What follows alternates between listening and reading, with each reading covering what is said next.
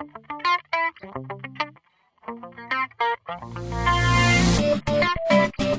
we're going to talk about what is a Gilgul.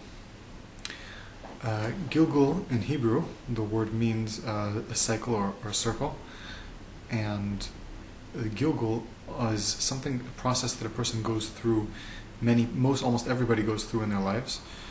When a person is born, his neshama comes into his body, his soul goes into his body, and then he lives his whole life and does whatever he does, and then when he dies, his soul goes back out of his body.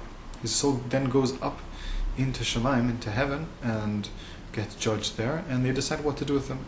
They decide either to bring him back and to try again, see if he could fix up what he didn't do properly, or to punish him in Gehenna, and there they fix up his soul for what he needs to be punished for.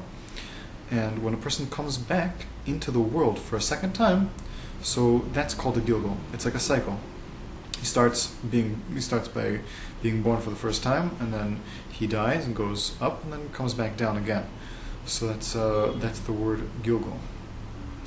Now, Gilgulim is a thing that happens in every person, and almost everybody nowadays is a Gilgul.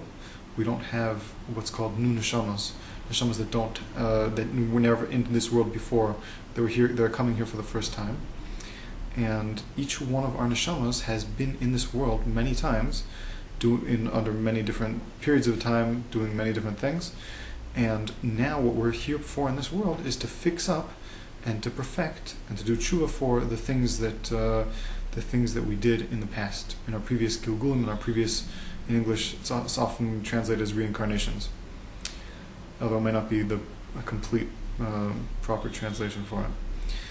So sometimes we see strange things that happen in this world. We see young children that die at young ages, and according to justice wouldn't dictate that they should die. They didn't do anything wrong. They died before they even had a chance to do an avera, and all they did was suffer in their lives, or other strange things like that. It's all because they did have a previous Gilgul. They were born once before in the past, and they did something that deserved such a punishment. So instead of getting a Gehenna, they would come into a person, into a baby that was just going to live for a few months and suffered for a few months, and that's the way it got its tikkun. There are different types of Gilgulim also. Not necessarily does a person come back in a person. He could chas v'shalom come back in a different form, like animal, plant, or even inanimate objects.